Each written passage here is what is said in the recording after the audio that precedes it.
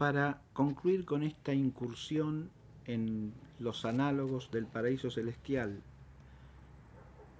vislumbrados en el mundo pagano, nos queda por considerar, dentro del ámbito del mundo romano y como ejemplo del mundo romano, el texto del libro sexto del Tratado sobre la República de Cicerón, conocido con el nombre de Sueño de Escipión.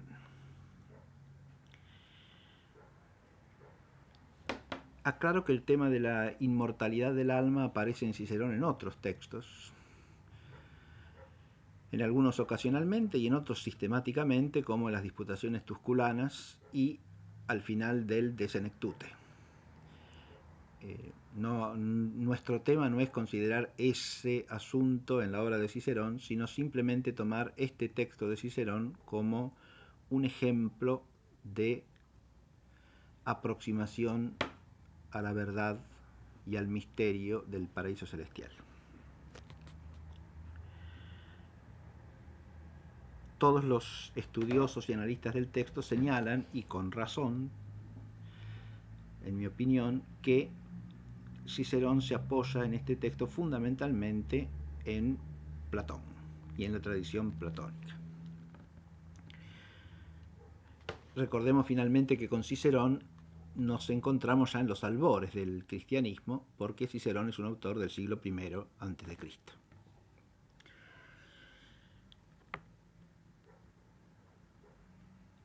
El sueño de Escipión es lo que constituye el grueso de lo que nos queda del libro sexto de República, y viene introducido a partir del encuentro entre Publio Cornelio Escipión Emiliano y el rey Masinisa,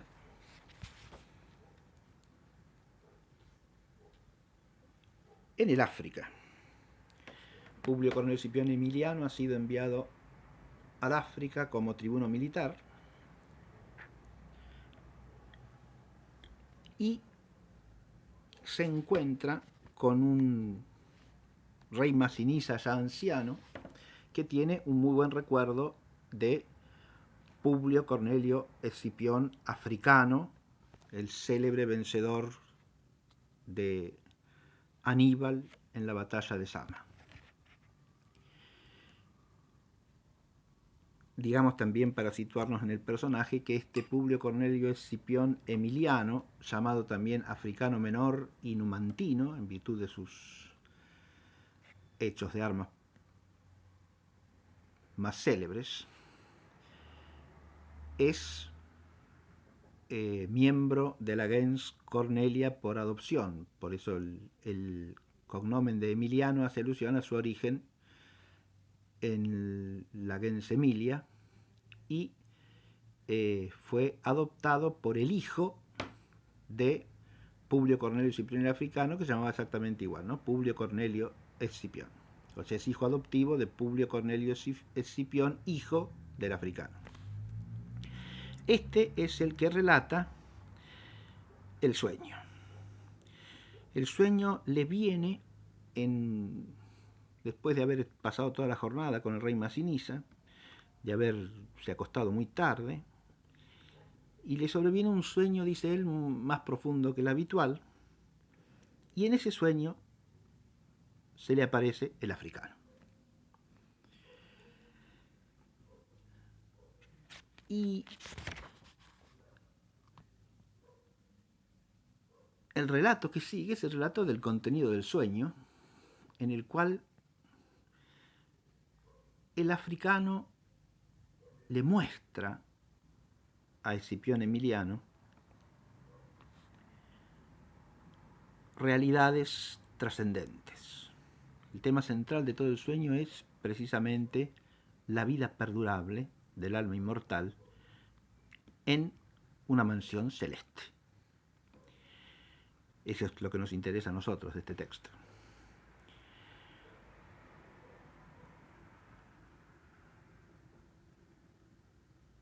lo primero que hace el africano es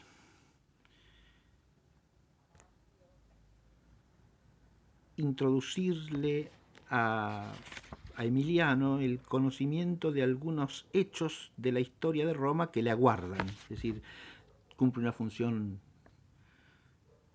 cuasi profética, digamos, le anuncia cosas que van a pasar en Roma, ¿no?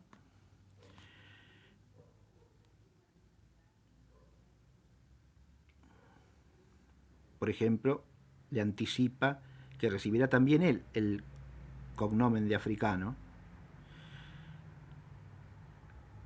ganándoselo por sí mismo, porque él será el que aniquile Cartago.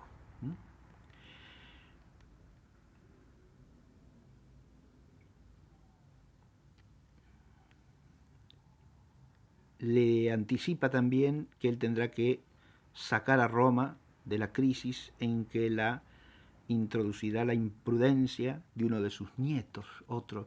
Ese se refiere con esto a uno de los hermanos Graco, ¿no? Que eran hijos de Cornelia, hija a su vez de Publio Cornelio Escipión, el africano mayor, ¿no?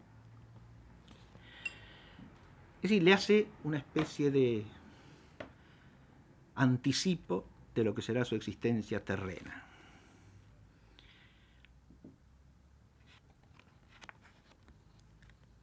Pero para darle la visión de la auténtica importancia de esa existencia temporal,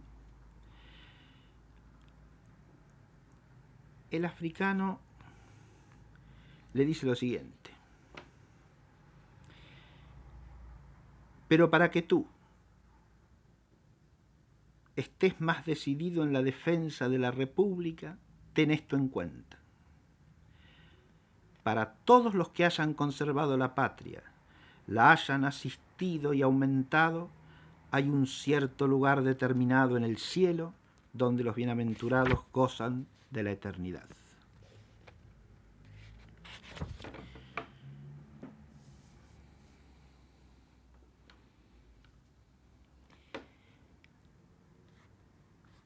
Los que hayan contribuido a cuidar la República, a conservarla, a auxiliarla, a incrementarla en su orden y en su paz, tendrán un lugar definido en el cielo, dice. Ubi beati evo sempiterno fruantur. El texto latino es más preciso en su terminología que la traducción castellana que acabo de leer, que es la traducción del española de Álvaro Dors. Álvaro Dors. Porque fíjense ustedes que de lo que habla realmente Cicerón en este texto es de la fruición de los beatos, es decir, de los bienaventurados, de los que tengan vida plena, la fruición de un evo sempiterno. ¿Sí? Ubi beati evo sempiterno fruantur.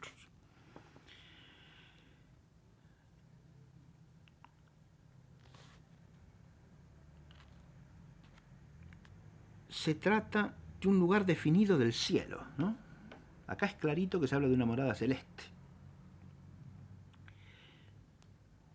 Y esa morada celeste está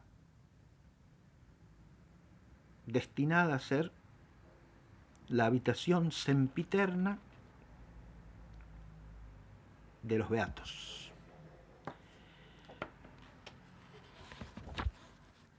En la perspectiva de Cicerón, esa beatitud de alguna manera le aguarda, si no exclusivamente, sobre todo, a aquellos que se hayan ocupado virtuosamente de custodiar el bien público, de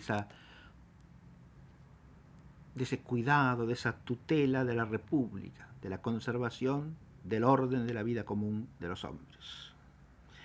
Esto es propio del tema del de República y es propio también de la mente ciceroniana, que establece una cierta primacía de la vida del gobierno de la República como aquella en la cual se decide últimamente la virtud del hombre. De hecho, a continuación dice esto: nada hay de lo que se hace en la tierra que tenga mayor favor cerca de aquel Dios sumo que gobierna el mundo entero que las agrupaciones de hombres unidos por el vínculo del derecho, que son las llamadas ciudades. Los que ordenan y conservan estas salieron de aquí y a este cielo vuelven. De nuevo aparece aquí la idea de la primacía en el orden de los bienes temporales y por lo tanto del ejercicio de las virtudes del bien común de los ciudadanos, es decir, de los que constituyen las ciudades, ¿no? Estas agrupaciones de hombres traduce el latín concilia cetusque hominum iure sociati, ¿no? Las asambleas y adunación de hombres asociados por lo justo, por el orden de lo justo, por el ius, que se traduce aquí en lo que hemos leído por el derecho.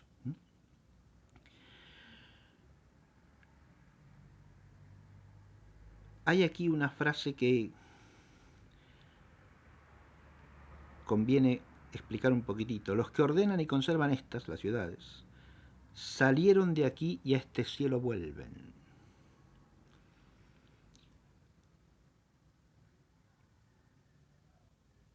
A este cielo vuelven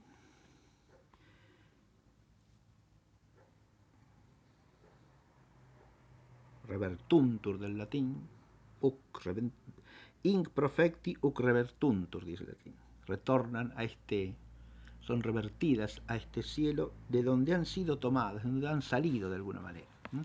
De donde han salido, en los comentaristas recibe básicamente dos interpretaciones. Una que está en el propio texto de Cicerón,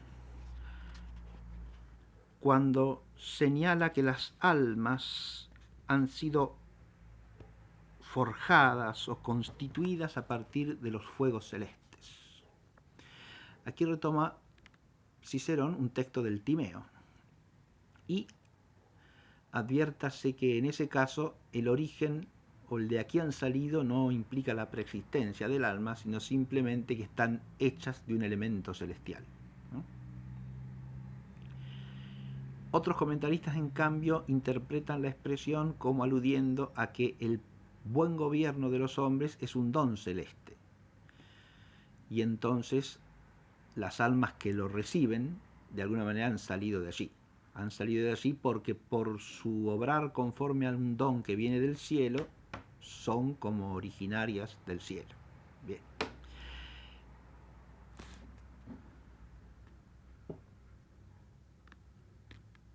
Este sueño de Escipión, que empieza con esta perspectiva de la afirmación de una morada celeste de bienaventuranza sempiterna, que aguarda a los que hayan contribuido al bien de las ciudades, ¿no?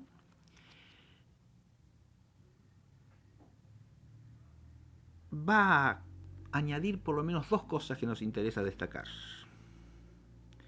y que van concatenadas entre sí a esta primera afirmación.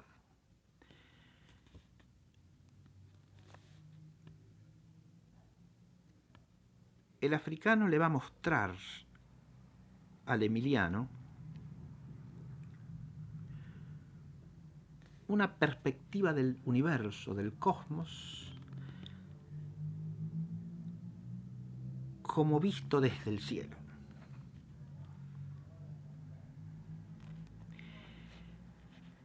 Y esto es de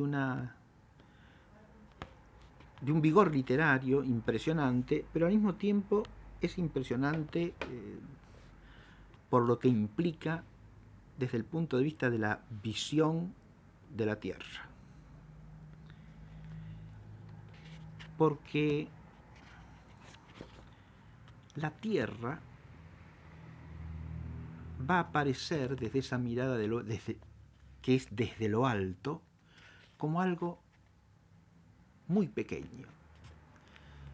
E incluso nuestro imperio, al que alude el africano, obviamente el imperio de Roma, como un puntito dentro de eso tan pequeño que es la Tierra.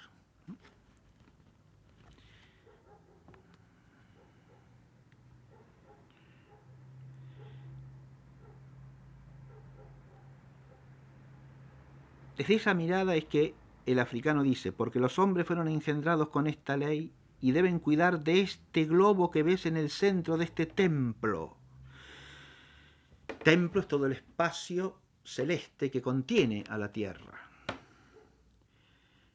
Y se llama la Tierra, y se les dio el alma sacada de aquellos fuegos eternos que llamamos constelaciones y estrellas, que en forma de globos redondos, animados por mentes divinas, recorren con admirable celeridad sus órbitas circulares. Por lo que tú, Publio, y otros hombres piadosos como tú, debéis conservar el ánimo en la prisión del cuerpo y no debéis emigrar de la vida humana sin autorización de aquel que os la dio, para que no se diga que habéis rehuido el encargo humano asignado por Dios. Acá resuena claramente un texto del Fedón que hemos comentado. Antes bien, tú, Escipión, como tu abuelo aquí presente, como yo mismo que te engendré, vive según justicia y piedad, la cual, siendo muy importante respecto a los progenitores y parientes, lo es todavía más respecto a la patria. Tal conducta es el camino del cielo, y de esta reunión de los que ya han vivido y libres del cuerpo habitan este lugar que ves. Era en efecto un círculo que brillaba con resplandeciente blancura entre llamas, y que siguiendo a los griegos llamáis la Vía Láctea. Acá hay una nota que es importante destacar. Esta visión del cielo que propone Cicerón implica la reunión en el cielo de los que han vivido bien. Es decir, no solamente es un lugar de beatitud sempiterna, sino es un lugar donde se encuentran los beatos, ¿no? Es un lugar de comunidad también. Esa misma perspectiva que le hace exaltar el valor del bien común en la vida temporal de la tierra, lleva a que Cicerón muestre también el cielo como un lugar de beatitud compartida entre aquellos que se han separado en el tiempo, pero que se reúnen en la vida celeste, ¿no?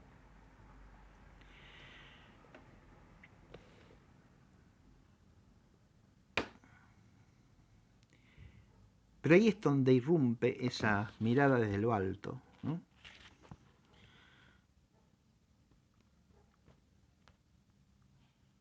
Porque Emiliano se queda mirando la tierra y dice lo siguiente: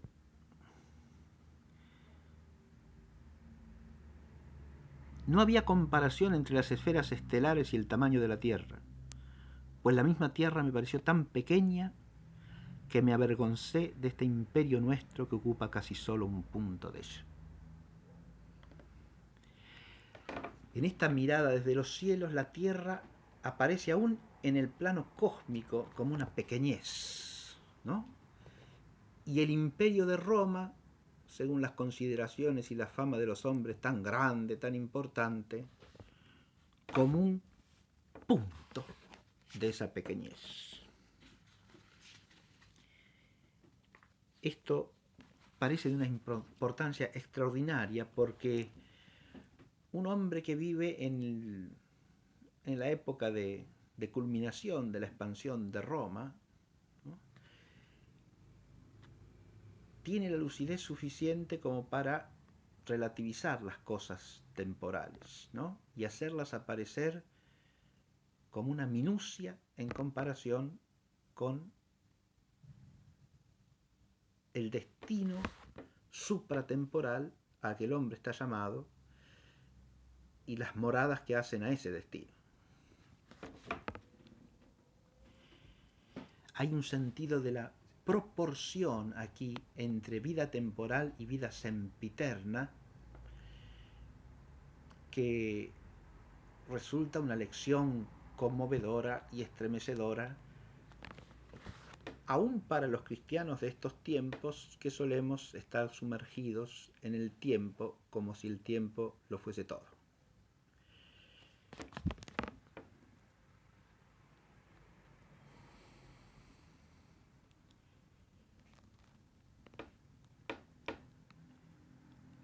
Al mirarla yo por un cierto tiempo, a la tierra, ¿no?, dijo Africano, ¿hasta cuándo estará tu mente fija en el suelo?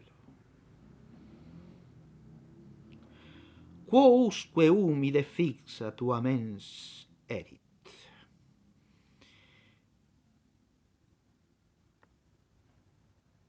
Este quousque ciceroniano hace paralelo, pero desde más arriba, con aquel famoso quousque tandem que se dirige a Catilina, que armando su conjura trata de subvertir la vida de la República. Ahora el quousque es dicho por el africano desde lo alto, al emiliano, y es quousque umi defixa tua mens erit. ¿Hasta cuándo estará tu mente, tu espíritu fijo en el suelo, en la tierra, en el humus?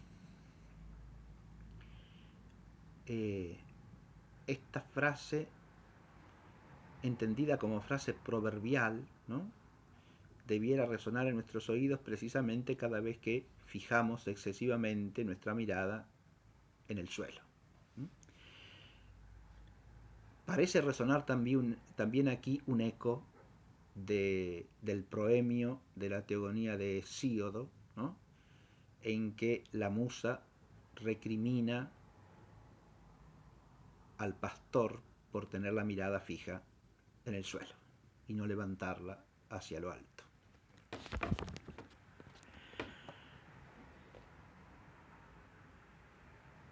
¿Hasta cuándo estará tu mente fija en el suelo? ¿No ves a qué templos has venido?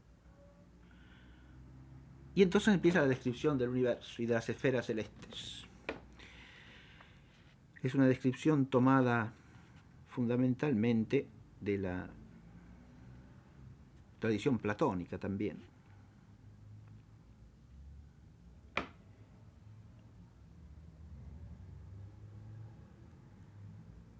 De la cual procede el tema de la música de las esferas, que surge inmediatamente después de la descripción de los cielos, ¿no?, de las órbitas celestes, cada una ocupada por un planeta, ¿no?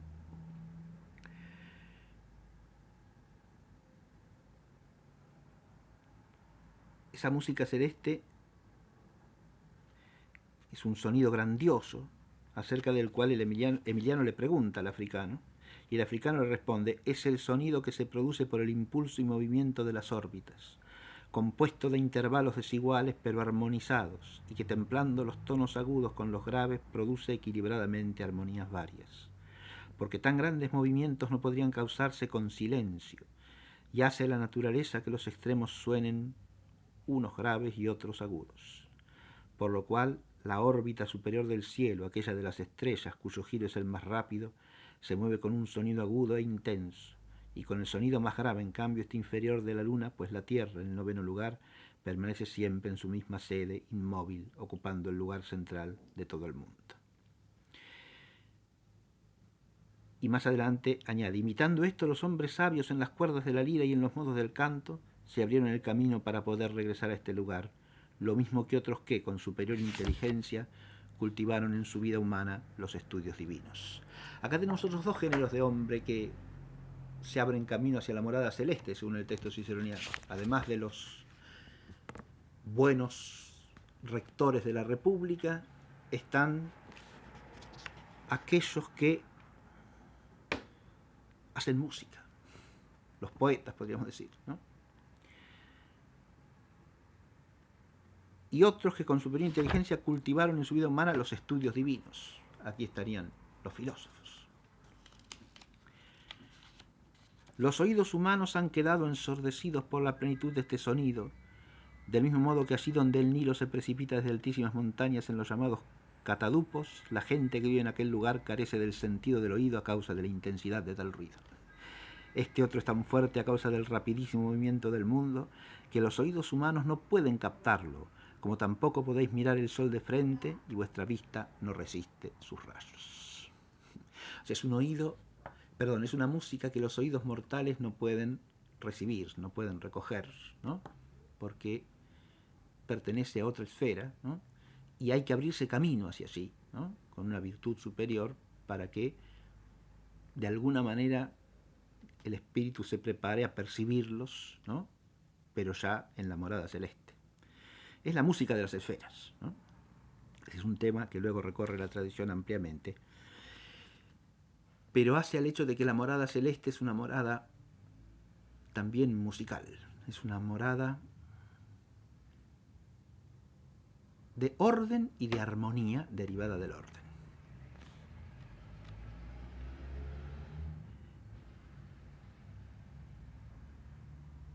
Es impresionante también la descripción que hace de la Tierra desde un punto de vista geográfico, ¿no? La Tierra es concebida como una esfera, ¿no? La voy a leer un poco. Observa además que esa misma Tierra está coronada y circundada como por unas zonas, dos de las cuales, que son del todo puestas y apoyadas por una y otra parte en los mismos polos del cielo, puedes ver que están endurecidas por el hielo. Tenemos los dos polos. En tanto, la más extensa del centro está quemada por el ardor del sol, la zona ecuatorial. Dos zonas son habitables, de las cuales la austral, cuyos habitantes imprimen sus huellas opuestas a las vuestras, las de los que viven en el hemisferio norte.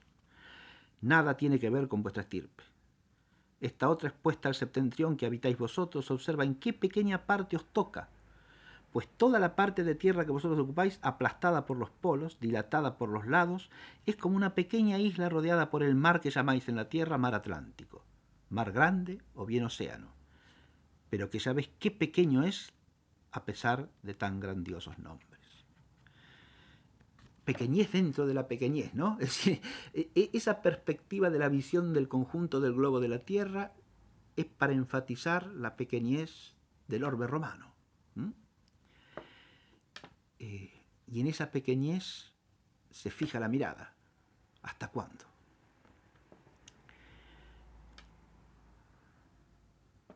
Es más, en estas mismas tierras conocidas y ocupadas por vosotros, ¿acaso pudo tu persona o cualquier otra de las nuestras atravesar ese Cáucaso que allí ves, o cruzar a nado aquel río Ganges que ves ahí? ¿Quién de los que están en las otras partes de la tierra, al oriente y occidente, al septentrión o al austro, podrá saber algo de tu persona? Prescindiendo de estas partes, puedes comprender en qué limitado espacio puede difundirse vuestra gloria. Y los mismos que hablan de nosotros, ¿por cuánto tiempo lo harán? Acá el africano hace una relativización enérgica de toda gloria mundana, ¿no? De toda fama, de toda gloria del mundo. Primero que nada porque muestra lo limitado de toda fama. Él les dice, primero le dice que en el propio hemisferio en que habitan hay regiones que nunca han traspasado y a las que nunca han llegado. El Cáucaso, el Ganges en la India. Es decir, ¿qué tiene que ver el Imperio Romano con la gente que habitan ahí? Nada, le dice, ¿no? Pero después están los que habitan en el otro hemisferio y eso jamás han oído ni oirán hablar de ti. Es ahí, le dice, y los que te conocen, ¿hasta cuándo transmitirán tu fama? Bien, toda gloria mundana aparece aquí como algo limitado en lugar y en tiempo. Algo pasajero, algo efímero y minúsculo. Pero esta pequeñez de la vida temporal, que hace antítesis con la importancia que ha destacado al principio de la tutela de la res pública, porque pareciera que las dos cosas se dan de patadas, y sin embargo no, porque acá lo que está enfatizando Cicerón es la limitación de todo lo que es desuso y por esencia temporal, mientras que la virtud que rige la República no es temporal meramente. ¿Y por qué no es meramente temporal? Porque es el camino hacia una vida beata sempiterna. Es decir, en este mundo lo que importa no es las cosas efímeras y pasajeras del mundo, sino aquello que en la vida de este mundo nos permite conducirnos hacia la morada celestial de la vida bienaventurada para siempre. Esta clase la introdujimos con un, mejor dicho, perdón, este curso fue introducido en la clase inicial con un texto de Jorge Manrique, que dice precisamente: este mundo es el camino para el otro que es morada, sin pesar, mas cumple tener buen tino para andar esta jornada sin errar. Esos versos de Manrique los podemos poner en conjunción con la perspectiva que traza el Somnium Scipionis de Cicerón.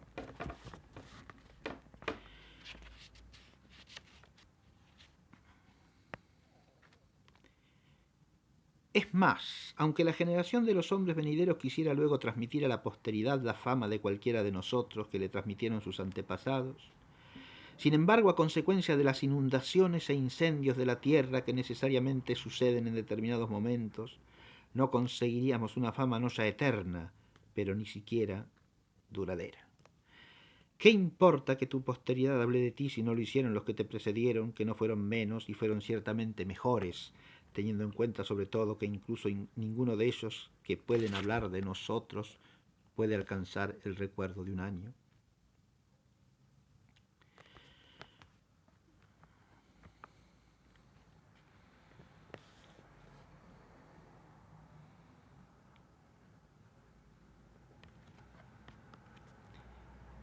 Esta perspectiva centra entonces la expectación del vivir humano no en los bienes temporales, sino en los bienes perdurables que trascienden todo lo temporal.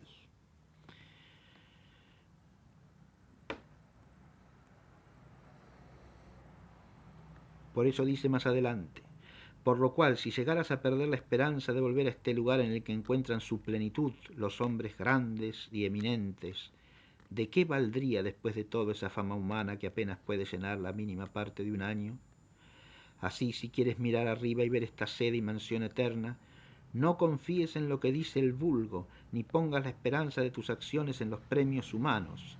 Debe la misma virtud, con sus atractivos, conducirte a la verdadera gloria.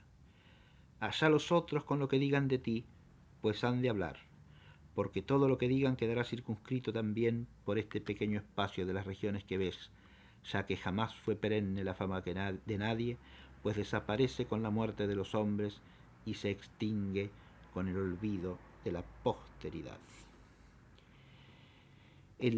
La frase inicial de este parágrafo que acabo de leer es importantísima en nuestro tema.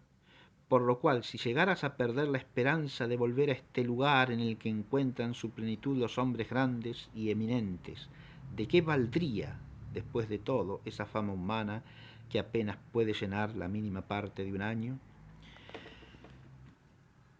Esta frase está dicha de una manera que puede ser traducida en otro lenguaje, ¿no?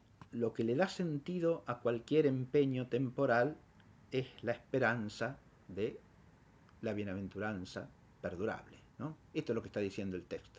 Porque si se pierde la esperanza de volver a este lugar, ¿de qué valdría todo aquello que es fama humana en la vida del tiempo?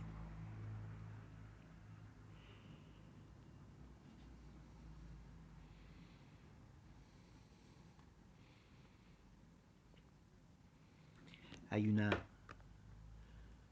un concepto acá de una expectación, de una esperanza, de una vida plena, y en relación con la morada celeste, una vida que es además premio de la vida virtuosa, y es comunión de los virtuosos en el cielo, es comunión en el sentido de sociedad, ¿no?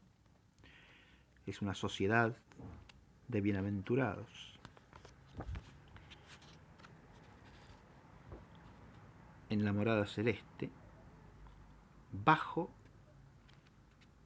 el Dios que todo lo rige y ordena. Aún en esa manera de hablar de Cicerón, que habla del Dios que todo lo rige y ordena, aparece el aspecto de su monoteísmo filosófico, diríamos, ¿no? En contraposición con el politeísmo cultural romano. Pero en los textos filosóficos de Cicerón encontramos siempre esta alusión al Dios que todo lo rige, al Dios que todo lo ordena, que encuentra a su vez su paralelo o su punto de apoyo en la tradición religiosa romana en la concepción de Júpiter como el que rige todo el mundo divino y humano.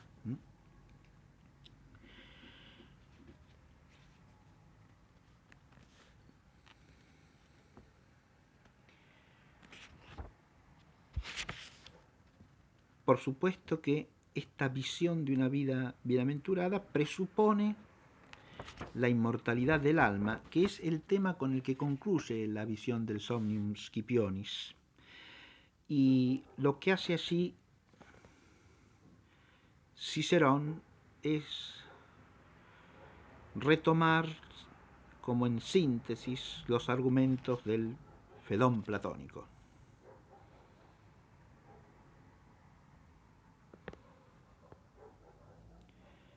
Dijo Africano: esfuérzate y ten por cierto que solo es mortal este cuerpo que tienes, y que no eres tú el que muestra esta forma visible, sino que cada uno es lo que es su mente, su espíritu, ¿entiendes? Y no la figura que puede señalarse con el dedo. Has de saber que eres un ser divino, puesto que es Dios el que existe, piensa, recuerda, actúa providentemente, el que rige, gobierna y mueve ese cuerpo que de él depende, lo mismo que el Dios principal lo hace con este mundo. Y del mismo modo que aquel mismo Dios eterno mueve un mundo que es en parte mortal, así también el alma sempiterna mueve un cuerpo caduco. Acá el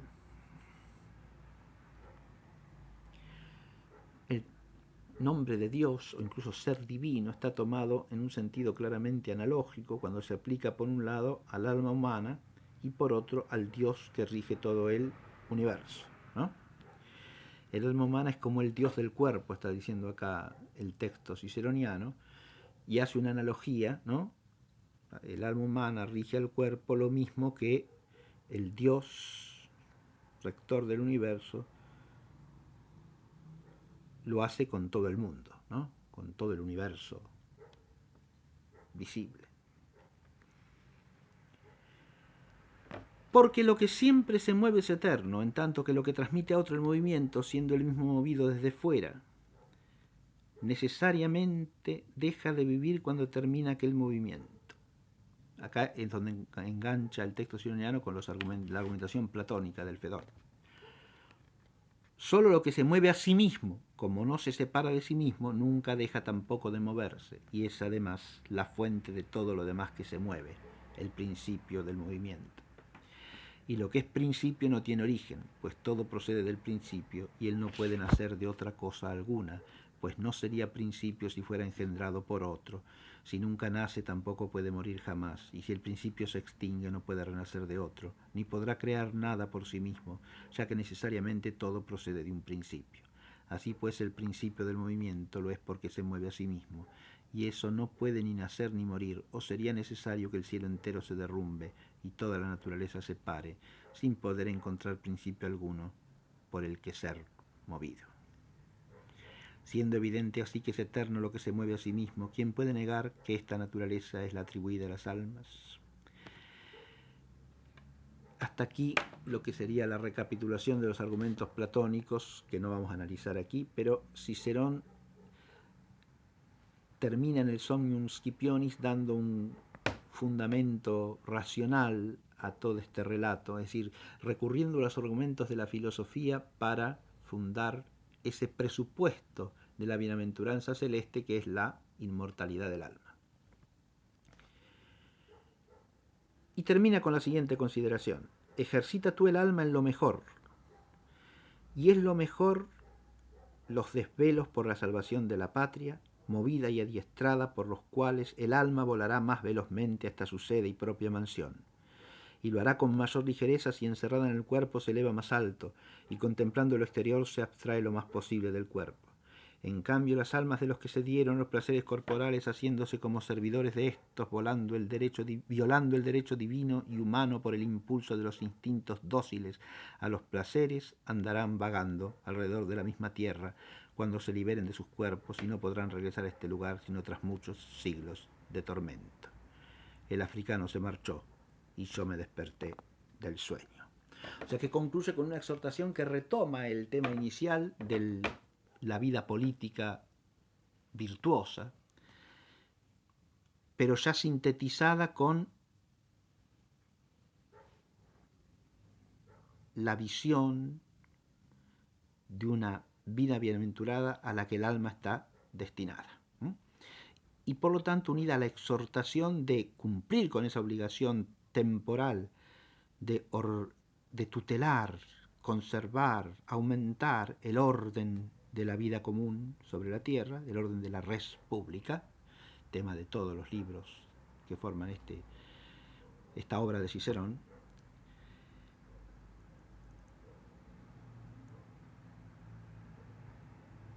pero haciendo hincapié en que ese ejercicio de la actividad temporal es el camino hacia la vida perdurable. Y por eso el alma volará más velozmente a su sede y propia mansión cuanto más ligera haya sido, es decir, cuanto más tendiente hacia lo alto haya sido su vida en la tierra.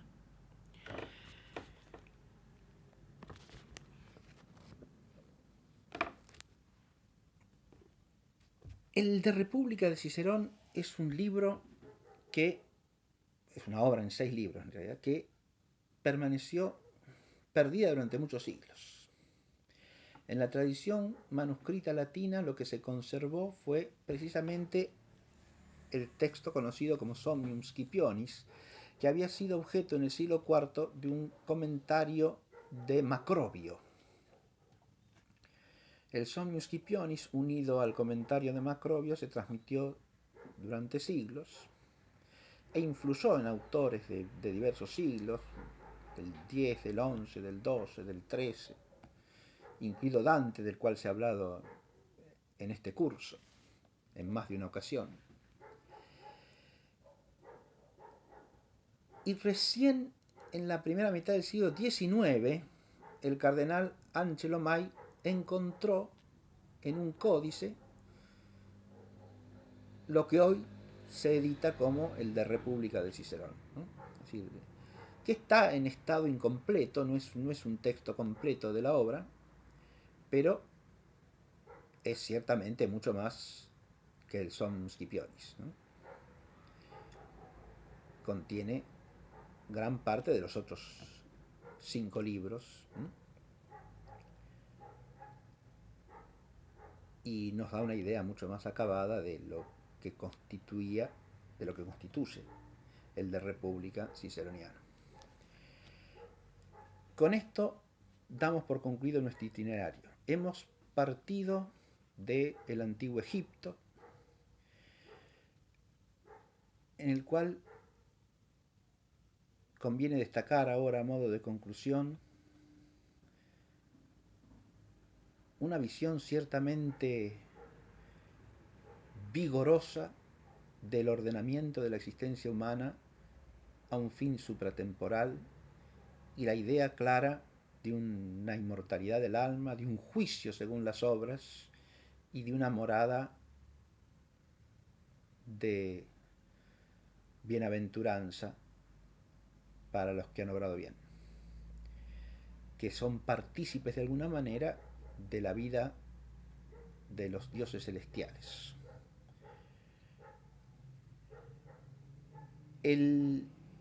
Luego hemos ido a la antigua Grecia y hemos visto fundamentalmente dos autores.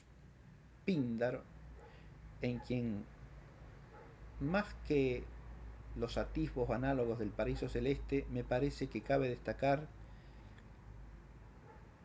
la profunda manifestación lírica de lo que podríamos llamar una experiencia de la musa, es decir, de la pequeñez y de la fragilidad de la condición humana unida a la posibilidad de recibir un influjo divino, un influjo celeste que eleva el vivir del hombre por encima de sí mismo.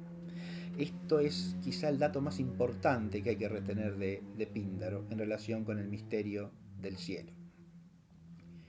Más que una visión de una morada celeste, de lo cual en Píndaro hay vislumbres remotos, lo que sí es importante destacar me parece, es esto que acabo de decir, ¿no?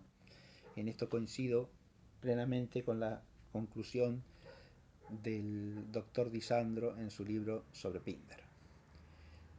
Y luego hemos visto en Platón un complejo mundo de ideas relativos al destino del alma humana, que partiendo del concepto de su inmortalidad llega a vislumbrar una serie de realidades de distinto orden, desde la isla de los beatos o bienaventurados hasta una morada más allá del cielo, ¿no? Que implica una contemplación del ser en sí, eterno y siempre igual a sí mismo. Y todo eso envuelto en atisbos profundos de otras verdades que están como envueltas en error, ¿no? En Platón se palpa, diríamos, aquello que dice Santo Tomás de Aquino, ¿no? Cuando habla de la necesidad de la revelación de verdades, aun cuando éstas sean cognoscibles por la razón, y dice que al ser conocidas por la razón son conocidas normalmente con mezcla de error, ¿no? Y esto en Platón se palpa, pero al mismo tiempo se palpa una densa presencia de misterios que trascienden el alcance de la razón, pero que de alguna manera aparecen barruntados, ¿no? El misterio del pecado original que aparece asomar sin que Platón lo vea del todo, en esa idea del mundo físico presente, de toda la realidad en que moramos, como una especie de prisión o de cárcel o lugar de pena, ¿no? El atisbo de un origen que no puede ser meramente físico del alma humana, y eso Platón lo enfatiza, aunque mezclándolo con el error de la preexistencia, y después con el error consecuente de la transmigración, ¿no? Pero todos esos defectos que tiene la visión platónica de ninguna manera impiden su grandeza, su elevación y su profundidad. Y por último, hemos recalado en Cicerón, del que acabamos de hablar, y me limito a decir, como la exposición ahora está más fresca de este tema, que en Cicerón, con una gran elegancia y simplicidad, aparece como resumido ese atisbo de la morada celeste que está en el mundo pagano, con un énfasis especial en la necesidad de mirar a lo alto, pero sin que esto implique un desentendimiento o un radical apartamiento de las obligaciones temporales. La unión de las dos cosas es también una verdad que enseña el cristianismo y que en Cicerón está profundamente destacada.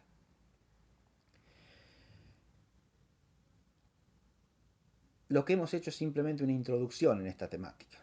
A pesar de la extensión de la clase tomada en su totalidad, esto no es más que una pequeña introducción a un mundo vastísimo del cual me atrevo a sacar una conclusión final, que es la siguiente.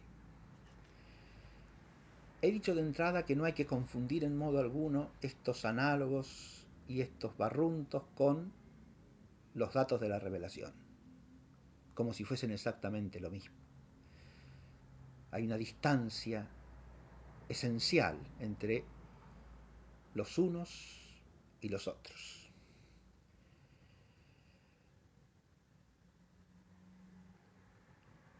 Que no debe ser suprimida por ningún intento de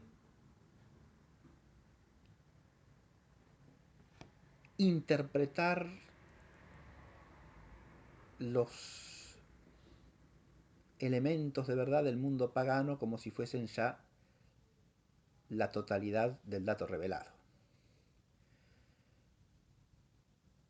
Eso en realidad es inobjetivo, no corresponde a la verdad y hay que salvaguardar esa distancia. Pero precisamente teniendo en cuenta esa distancia, el hecho de que en ninguno de estos análogos ni atifos está el concepto del cielo como vida de participación por la gracia de Cristo en su gloria celestial,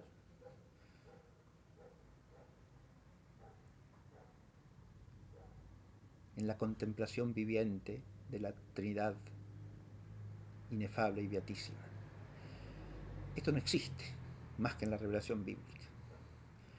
Así como es también algo propio de la revelación bíblica el que esta bienaventuranza celeste finalmente incluye también al cuerpo del hombre y a toda la realidad corpórea en la escatología universal, es decir, cuando el Señor vuelva y toda la creación material renovada sea constituida en morada de gloria, incluidos nuestros cuerpos, en la resurrección final. El dato revelado es irreductible a estos barruntos, insisto.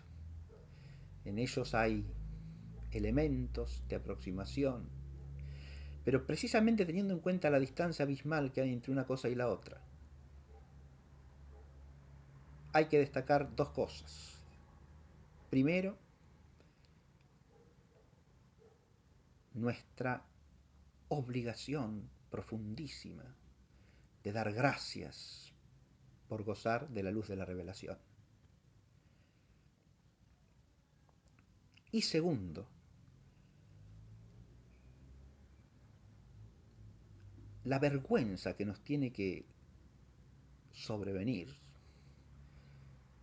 y diría vergüenza a veces hasta el límite del oprobio, porque aquellos paganos que no tenían la luz de la revelación parecen tener muchas veces una mirada más elevada hacia lo perdurable, una visión más alta del destino del hombre y hasta una expectación esperanzada de la beatitud celeste más vigorosa de la que tenemos muchos cristianos hoy en día. Y esto sí que es para avergonzarse profundamente. Y con esta nota termino esta clase. Muchas gracias.